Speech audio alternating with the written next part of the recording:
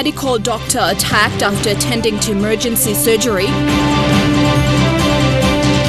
Prime Minister happy as thousands access medical services. And Port Moresby residents make their predictions of the 2018 World Cup. This is the National EMTV News with Helen Sayer. Good evening and thank you for tuning in to National EMTV News. Another medical doctor was attacked after returning home after attending to an emergency surgery at the Port Moresby General Hospital. Dr. Kule Dunlop was attacked by a group of thugs in the early hours of this morning between 1 and 2 a.m. at Baroko. The National Doctors Association condemned the attack and urged the public to come forward with any leads that may be reported to police. According to the National Doctors Association, Dr. Dunlop is lucky to be alive but has sustained serious injuries. The association condemned the attack, stating white doctors have remained the obvious targets by the public. Dr. Dunlop was attacked after attending to an emergency case. He was rushed back to the hospital for an emergency surgery by his colleagues. Dr. Dunlop had a plate inserted to his left fractured ulna. He is now recovering at the Port Moresby General Hospital. Dunlop is a young general surgeon who is also doing his higher post-master studies in plastic surgery. 8 weeks ago, an ENT registrar at the Port Moresby General Hospital was also brutally attacked by a member of the PNG Defence Force.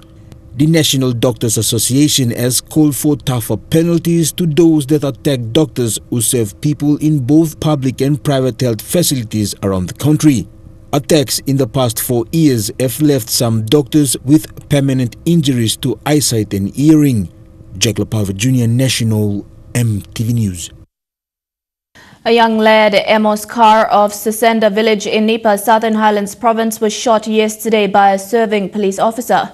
According to a former senior public servant in Nipa, Amos was inside a trade store when the police officer fired a shot with the bullet penetrating through the store and killing the victim. Tribesmen and relatives from Sesenda retaliated and burnt the policeman's house, which is state property. The body of the deceased was taken to the hospital as police proceeded to arrest the perpetrator and stop further destruction of properties. No further violence was reported since the matter was reported to police in Nipa and Mendi. Close to 4,000 Papua New Guineans were treated by medical specialists on board the visiting Chinese medical ship. Prime Minister Peter O'Neill, who met with the crew members yesterday, thanked the Chinese government for the ship's visit to Port Moresby. O'Neill said he was very happy that a Chinese naval ship made its visit to the country following a request he made to the Chinese president not long ago. The naval vessel arrived in Port Moresby last Monday and was docked at the PNG Defence Force Naval Base at Lancron. The arrival of the naval vessel comes a month after a government delegation visited China and met the Chinese president. Prime Minister Peter O'Neill, who was given a tour on the medical ship, says the doctors and medical staff on board have performed critical health services to Papua New Guineans.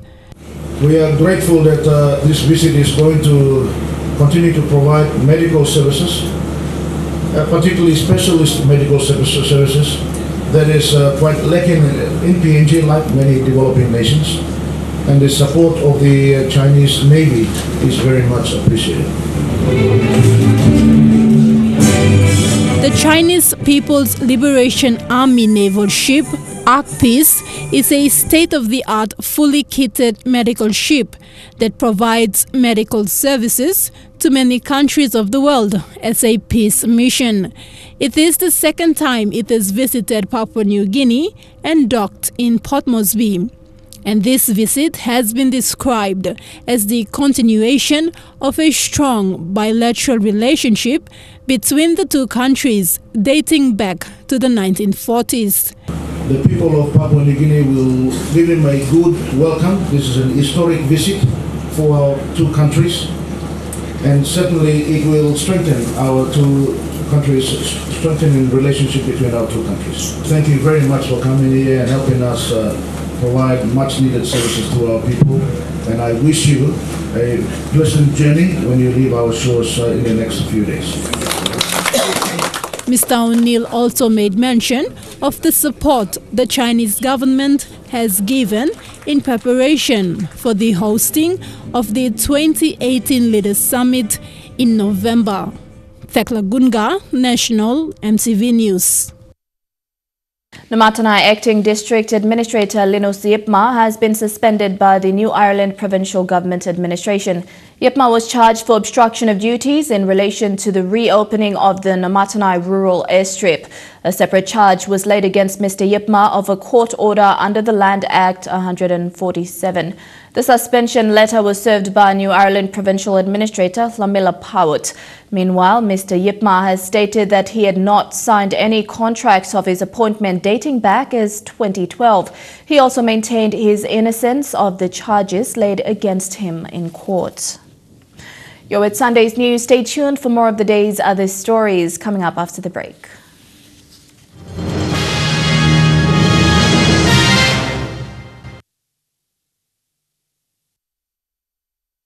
Welcome back to the news. New Ireland Governor Sir Julius Chan says the signing by Prime Minister Peter O'Neill for autonomy for New Ireland and 3 other provinces is crucial for the province.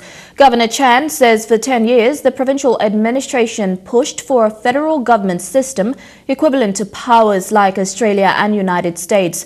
Sir Julius was given a customary welcome upon his arrival in Kavieng yesterday.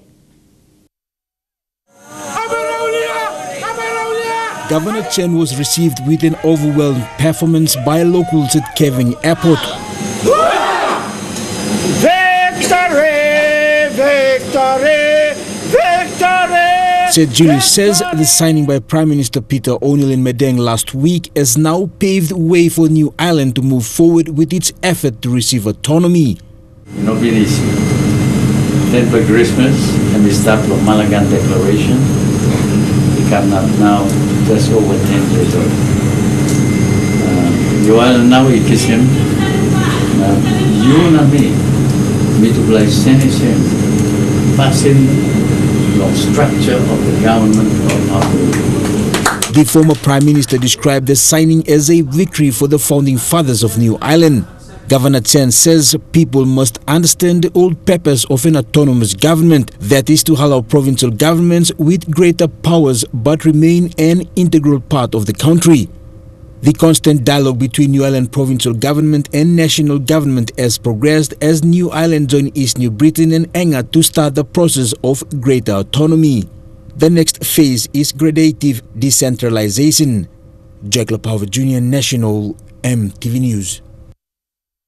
The Australian government says it is pleased to partner with Papua New Guinea in hosting of the 2018 APEC Leaders Summit in November. The Australian High Commission in Port Moresby made these remarks during the second APEC discussion series at the University of Papua New Guinea last Thursday. Papua New Guinea is 4 months away from hosting one of the biggest events in its political history, the APEC Leaders Summit in November. In the last 6 years, Australia has stood by PNG's side in preparing the nation to accommodate close to 15,000 delegates, including some of the world's most powerful leaders. Australia has assisted the PNG government in providing training of security personnel, logistics and other infrastructure that will be used during the Leaders Week. It's principally a policy body and one that scoring will deal with the policy and the best opportunities that will articulate going forward to be to firstly understand what it is that we are trying to do and what it stands for. At the second APEC discussion series last Thursday, the Australian High Commission in Port Moresby acknowledged the PNG government in partnering with Australia to host the series of APEC meetings. Australia has hosted the summit twice before, and the PNG government aims to use Australia's experience in hosting the summit this year. The precinct is a partnership between our two governments. It supports motivated, capable and ethical public service leadership and strives to support improved service delivery and to generate inclusive economic growth. But the challenges, the opportunities and the takeaway lessons Australia has experienced will be different from Papua New Guinea's in all economic aspects. Thekla Gunga, National EMTV News. Stories making headlines overseas. When we come back, stick around.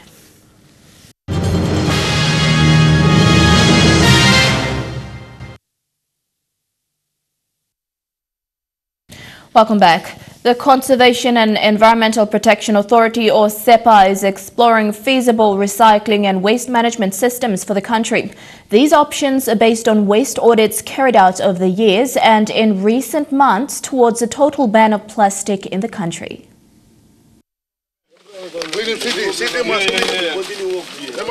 According to SEPA's findings, Papua New Guinea has the highest rate of plastic waste mismanagement among SPREP countries, followed by Solomon Islands, Fiji and Vanuatu. The challenge for Pacific Island countries is recycling plastic waste. SEPA's findings reveal that by year's end, PNG will have used a total of 961 metric tons of plastic shopping bags and 1,484 plastic bottles. SEPA, together with NCD, have forged a partnership to tackle the issue of plastic waste management by embarking on a coastal cleanup campaign. From the Coastal Cleanup Campaign, SEPA and its partners hope to achieve a clean plastic-free Port Moresby and Papua New Guinea to APEC and global communities, improve plastic waste management in preparation for APEC Summit in November, encourage a responsible industry where importers, distributors and permit holders are aware of the importance of managing plastic bag waste and take appropriate action, an increase in the number of affordable, reusable shopping bags at shopping centres, and gain support at a national level from all 22 provinces to support a total ban on plastics. SEPA's latest waste audit in Hanobada village, Port Moresby, revealed that plastic bottles outweigh plastic bags in numbers, volume and weight. 482 of these plastic bottles were Coca-Cola products, followed by Pacific Industries bottles ranked second at 318 bottles out of 1,020 bottles collected. The question now is how to deal with the waste once it is all collected. Feasible options identified are the increase of recyclable materials and support systems like transportation routes and collection methods, as well as domesticating and establishing potential recycling hubs across the country. Recycling techniques being considered include turning plastic into oil or fuel, using it as an alternative to fossil fuels like coal, coke and oil. With APEC coming up, SEPA is looking to capitalize on the summit's side event, the Clean Pacific Roundtable, to discuss these options with the international community. Melissa Gaviro, National EMTV News. Turning overseas, in London, tens of thousands of people marched across the city in protest at Donald Trump's official state visit. Most notably, there was a giant orange balloon of Mr. Trump as a baby flying above the crowd. Anti-Trump protests happening across London. Here you can see they've stopped just outside of Downing Street, a mini version of the Trump baby balloon. We're asking people here one simple question: why are you protesting? Because it's our opportunity to make our voices heard, that we disapprove of pretty much everything that Donald Trump is and stands for and has done so far as president. That's it. It's as simple as that. We can make our voices heard. Hopefully someone will notice. I don't suppose it'll change his mind about anything, but it makes us all feel a great deal better. Why are you here protesting? Because I'd like my children to grow up in a world that cares about people and cares about the planet, and I don't think Trump represents either of those things. We're basically protesting because we don't welcome Trump, we don't welcome his politics, we don't welcome his xenophobia, and you know, he's stoking the fires of racial hatred and xenophobia all over the world. Hi, we're just asking everyone here just one simple question. Why are you here? I'm here because I'm the mother of two daughters.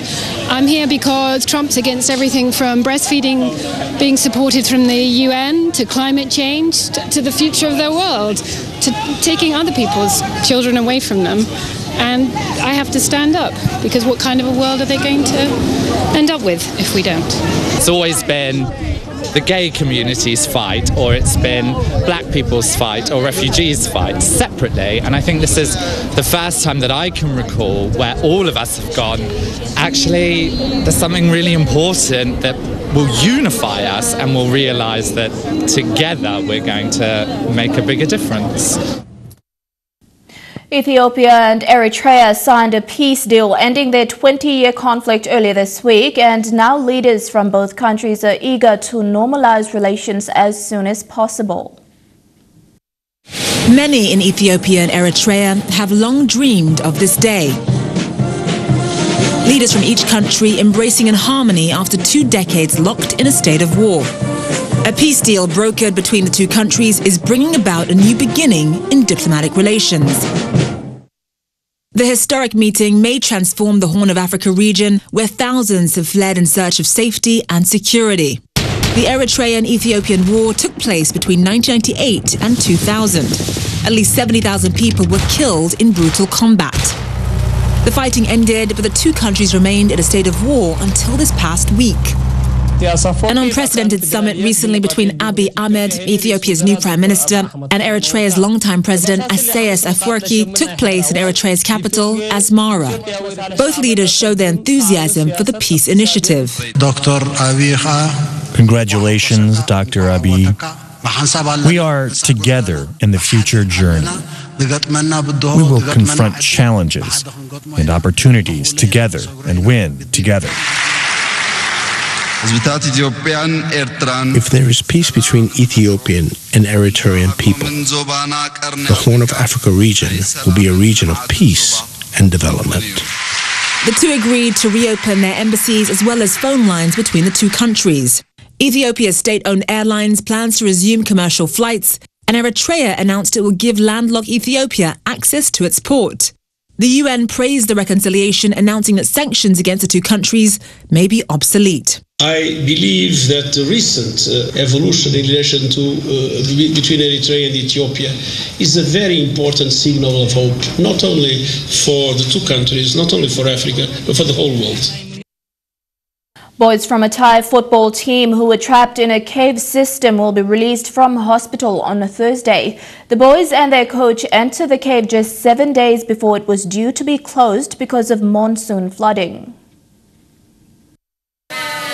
They're arguably the world's most famous football team.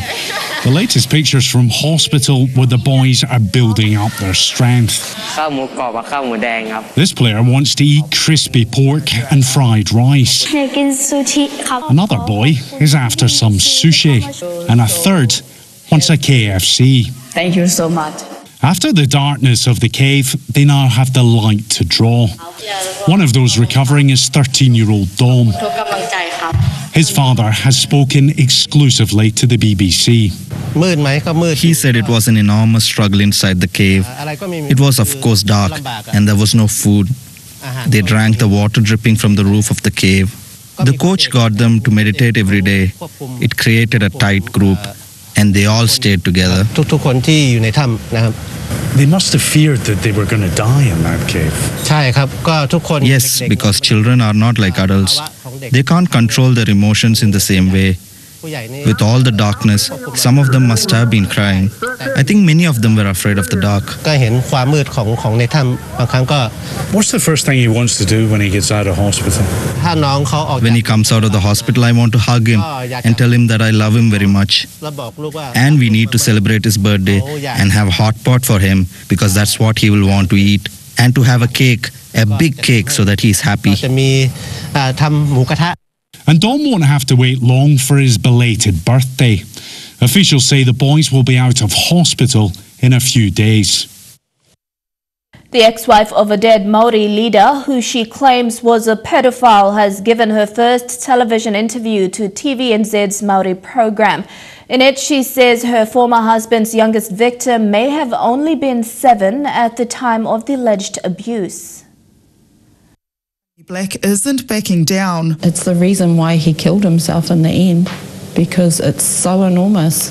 He died of organ failure. Suicide by alcohol poisoning. In a move that rocked Māoridom, she alleged on social media her dead husband, Awanui Black, was a pedophile. Today she told Marae 3 people disclosed to her they were victims before that post. One had disclosed that he was suicidal at the age of 7. What's your proof of that?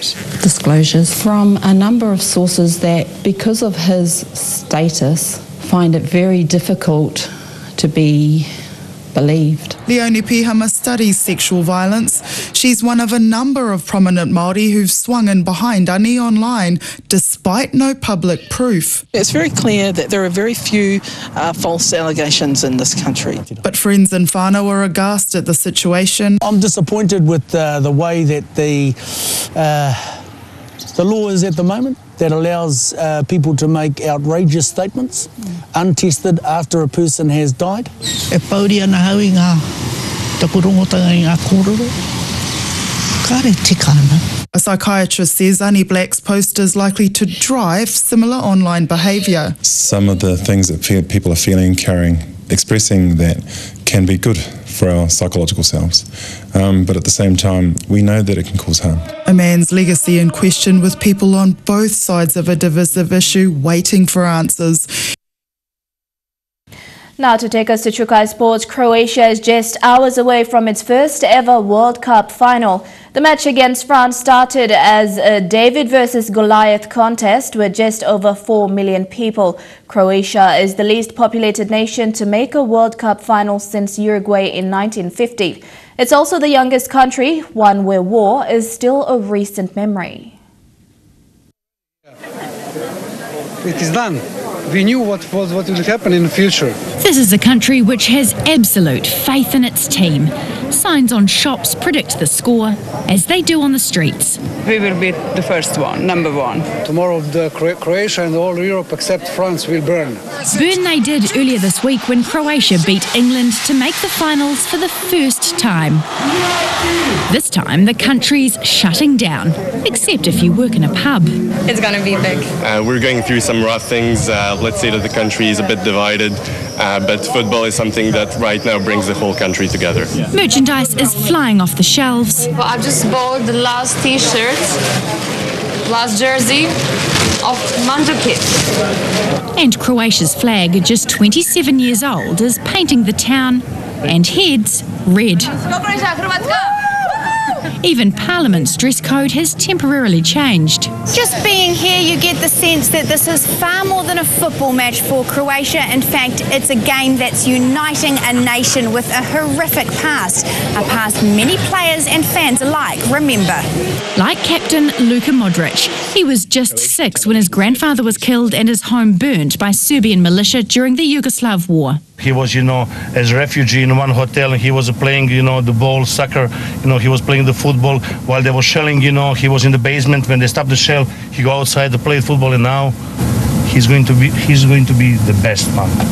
The war claimed the lives of thousands of people. All of them remember how tough the war was for them, for their parents. So to put Croatia back out there on the map after this very recent war must be the greatest thing they have ever accomplished in their life. A big boost too for the picturesque country that has more tourists visit a year than its own population of 4 million people. So many people have been Googling Croatia. I think there won't be a single person in the world who will use the word Yugoslavia again. Everybody will know about Croatia. Its team now on the brink of achieving football immortality. If we win, on Monday it's a public holiday here in Croatia. Whatever the score, we're very proud of them no matter what happened.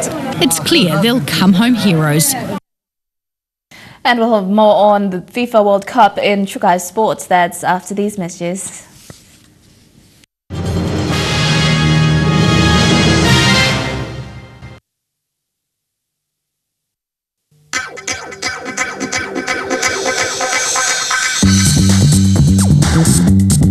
Chukai Sports.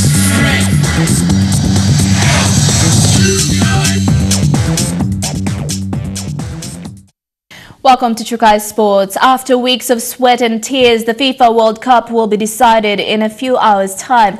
France is going in as favourites against Croatia, who is debuting at this World Cup. Godwin Eki spoke to some fans on who they think will win.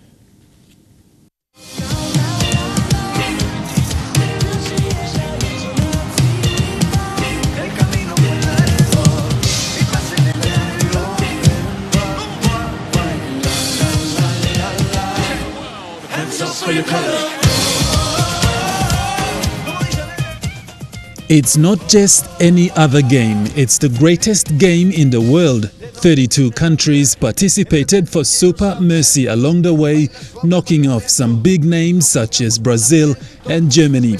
It's either France or Croatia who will claim their title in the early hours of tomorrow morning.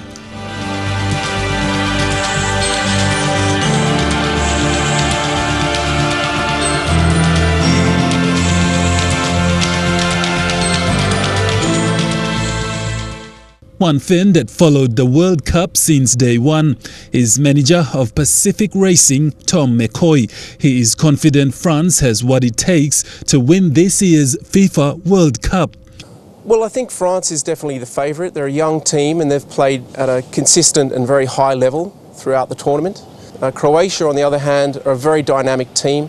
They've got some very, very good and well-respected players. I think I like them more from a value perspective. I like Croatia. But it's going to be a very, very highly contested game. Anything can happen. It's a World Cup final and there's going to be a lot of nerves. As for Croatia, McCoy described the team as a butler who'll give it all their best to make history. And so the million-dollar question is, who is it going to be? Going for France, they've been the dominant team throughout the competition. Although Croatia have very good form, I think France will win. FIFA 2018, well, I'm going for France because that's my team and I predicted them before the grand final. Well, I think Croatia will win because they're a very good side. Go France. France will win. I think Croatia is going to win. I think they're underdogs. Yeah, Croatia to win 2-1. France will win in this game. France will win in this World Cup play me. Because all got some good players, so Pogba, Giroud, Mbappe. But I'll be confident France will make it. Well, we'll just have to stay up early tomorrow morning to see who the winner is in the FIFA World Cup Russia 2018. Godwin Eki, National EMTV Sports. To Rugby League, recruited straight out of Garahu from the MBB Marlins club in Port Moresby, Troy Talmo is off to Brisbane for trials with the Redcliffe Dolphins. At 22 and weighing in at 115 kilograms, led from a mixture of East and West New Britain parentage, will undergo club trials in mid-August to prepare for pre-season training. If Troy passes, the lock forward will join the club for the 2019 Intra Super Cup. Pre-season training begins in November and the PNG RFL has conveyed their best wishes for Troy, who has a bright future in his league career. Meanwhile, the SP PNG Hunters have again won their home game. They beat Northern Pride 18-8 at the National Football Stadium. This is their third consecutive win. Well, we come in the sheds and we knew we'd come in 2 points down, but still definitely in the fight. And we said to the boys, it's there for us if we want to go get it. We come through the middle and tried to get off the back of that. That was pretty much the call. So they're a hard team to crack. Obviously, you need to play nice and direct on, which a couple of times we went away from when we got our chances down there. But yeah, like I said, the full credit to the big fellas in the middle. They went hammer and tong with each other, and it was good to see. It was from the first minute to the 80th, which is pleasing to see on my behalf as a coach anyway. And the Hunters they are the best at it through the middle, and our big boys showed that they're up there, if not a little bit better in areas, which was good to see.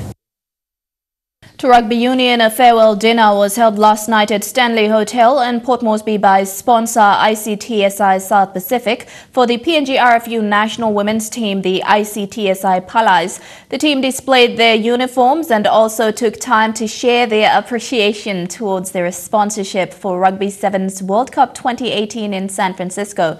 Captain Cassandra Sampson says the team is prepared to represent PNG at the world stage in the United States. After months of training, preparations for the ICTSI Palais has finally come to a point where the team is beyond ready to represent the country at the 7th edition of Rugby Sevens World Cup in USA. With backing from a global company, ICTSI South Pacific has given the women a great opportunity to step their mark at the highest level. CEO ICTSI South Pacific Ted Mutia, who congratulated the team during the reception at Stanley, says promoting women's rugby at the highest level is one way to boost the interest of the sport and also recognizing them for their hard work and efforts. Tremendous sacrifices have been made by each individual. Their families have made sacrifices. We are right behind them. We are supporting them. They need to know that the country is behind them. But the success or not is not determined by simply winning games. The success is about how well they represent as ambassadors of PNG. Their best foot forward at this year's World Cup, and for the first time ICTSI Palais captain Cassandra Sampson and vice Debbie Kaure are both adamant PNG will take its strongest team to compete with the rest of the world. It will be challenging, but I believe in the girls. We've had over 3 months training. We've got a good team, and we're looking forward to our first game against Australia. Ted congratulated the ICTSI Palais to not only play at their best to represent the 8 million people in the country, but to play hard with pride and, most importantly, enjoy the game. ICTSI will not be leading the way. We are here to support the players through their leadership of their communities and representation. Will create a pathway for new people to come through, new women players to come through. They will be the pathfinder, they will be the role model. Our role really is to support and facilitate and make those opportunities possible. Debbie Kaure, on behalf of the ICTSI Palais, thanked ICTSI for their support in making the trip possible. So on behalf of the captain and myself and the girls, we would like to thank ICTSI for sponsoring us. Without you, we wouldn't have come this far. ICTSI Palais will depart Port Moresby for San Francisco tomorrow and will face Australia in their first match.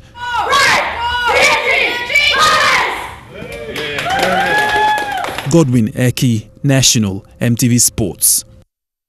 The ATW Falcons have beaten the Royals in the NCD Rugby Union competition, claiming a spot in the grand final for the A-grade division. Their 7-6 lead at half-time has resulted in their victory over the Royals at full-time. Falcons will meet the MBB Marlins in the grand final match next weekend. The match between the ATW Falcons and the Royals was the second washout match played yesterday and a rematch of the last weekend's game. Right from kickoff, the Falcons displayed strong determination, opening the match with a try and collecting the first 5 points of the game. The Royals pushed back, trying to even the scores, but the Falcons' wall of defense was too strong to knock down. A penalty against the Royals resulting from a forward pass by Falcons just 10 minutes before halftime presented Royals a chance to collect 3 points. And another penalty on the dying minutes of the first half allowed Royals to close the margin with a 1-point difference at halftime. It was a fast game in the second half with both teams aiming for more points. The Falcons maintained their attack on the eastern side of the field, showing no signs to back off from the Royals' try line. but the number of mistakes caused by Falcons in Royals territory was enough to prevent Falcons from scoring more tries. The Falcons remained dominant in the second half, dictating the match with good passes and a win over Royals, ending the title grand finalists. The Falcons will play against the MBB Marlins in the grand final match. Tekla Gunga, National, MTV Sports. Trukai Sports continues with more after these messages. Stay tuned.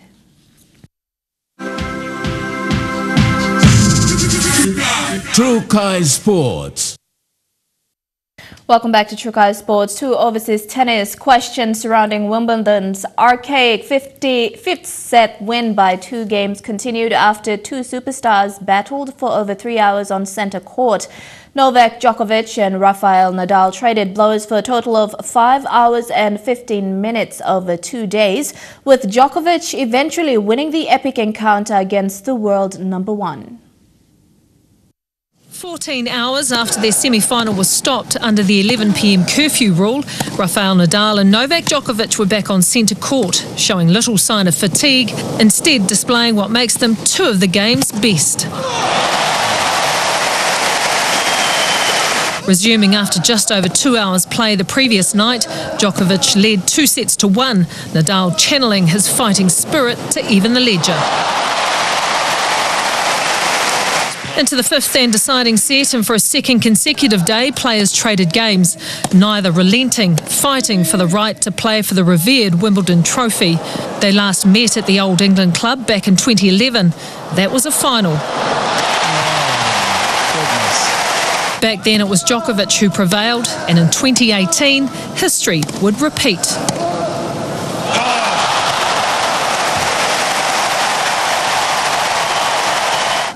Nadal left to ponder missed opportunities, failing to convert 5 break points. After a tough year of poor form, injuries and personal issues, 31-year-old Djokovic buried his demons, giving himself the opportunity to play for his first Grand Slam title in 2 years. And it's away. He's broken it love. Novak Djokovic is in the Wimbledon final again. After what I've been through, so I'm just trying to digest that first, enjoy it, and then think about the next one. Next is South African finals rookie Kevin Anderson, and with 12 hours of semi-final play between them, tomorrow morning will most certainly come down to the last man standing. Injuries to Kieran Reid and Ryan Crotty have the Crusaders sweating ahead of the first Super Rugby playoff next weekend, and they've barely raised one as they extended their winning streak to 12 as the Blues crashed to their 12th defeat of the season, 54-17. Ryan Crotty going off with an injured thumb and Kieran Reid aggravating his wrist problem has cast a shadow over the Crusaders' win. Even more damaging, the Crusaders' performance against the Blues. With top spot locked up and effectively nothing to play for, the defending champions wanted to emphasise just how hard they are to beat at home. Sailing in at the corner, untouched. Winger George Bridge getting it done at both ends of the park as the Blues' makeshift midfield once again failed to click, with Jack Goodhue bagging a double. Away it goes and Goodhue gets his second of the night. Great line, Jack Goodhue. Despite the visitors closing the gap to 9 points at one stage, it only seemed to kick the home side into top gear. He's got it away to Dad, and Bridge scores. The Crusaders scoring 28 points in the last quarter, with Bridges' hat-trick taking his haul to 14, first equal for the season. The fullback that we've got makes my job pretty bloody easy, and guys like Rich and Crotts and Jack inside me. A sloppy defensive performance was a sad send-off for Jerome Kaino as Bridge almost scored a fourth as they brought up 50. Try scored anyway. The Crusaders will now host the Sharks next Saturday after they beat the Hagiwaris 20-10, claiming the final playoff spot on points differential ahead of the Melbourne Rebels. And while the World Cup football final is being played tomorrow, England will be heading home from Russia, having exceeded expectations at the tournament. The Three Lions wound up fourth after losing again to Belgium. It's the match no team really wants to play in, a reminder of just how close you came to the main event. But for England, this was at least a chance to end a stirring campaign on a high. They say no one remembers who finishes third at the World Cup, but Belgium's hunger was immediately apparent, less than 4 minutes gone when Thomas Meunier stole in. Despite still being the tournament's top scorer, Harry Kane had failed to find the net in his last 2 matches, and here again it wasn't quite happening. Eric Dyer then denied by a desperate goal line clearance from Tottenham teammate Toby Alderweireld as England improved. A brilliant Belgian counter-attack then ended with Meunier bringing the best out of Jordan Pickford. Great save by Jordan Pickford. But there was nothing he could do when Eden Hazard glided past Phil Jones to cap a fine performance. Up against Pickford. Despite the progress, England's World Cup ending with back-to-back defeats. It was a really difficult challenge, probably a step too far for us. I reflect that the players have given absolutely everything right the way through. This result shows that there's still work to be done, but as England prepare to travel home, they'll reflect on their great Russian adventure with a mixture of fondness and frustration. And that ends Sky Sports. The weather details coming up next. Sky Sports.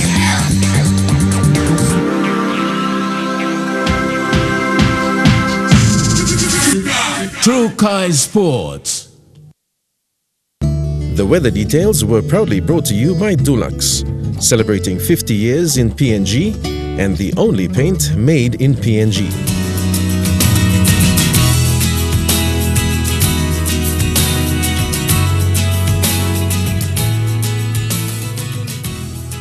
A look at the weather forecast in the southern region: a shower or two in Port Moresby, Daru and Kerma, and rain showers in Alotau and Popondetta.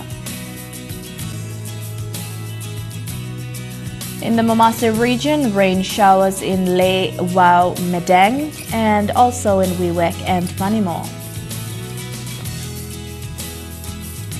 In the New Guinea Islands region, rain and thunderstorms in Lorengau, shower or two in Kavieng, rain showers in Kokopo and Rabaul, a few showers in Kimbe and brief showers in Buka. And in the Highlands region, rain then morning fog expected all across the region in Mount Hagen, Goroka, Kundiawa, Mendi and Wabag.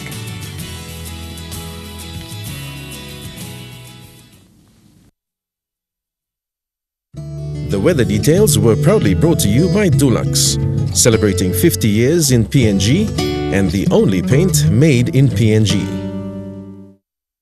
And that's been the news, sports and weather for Sunday, the 15th of July 2018. On behalf of the news team, have a pleasant week. Take care and good night.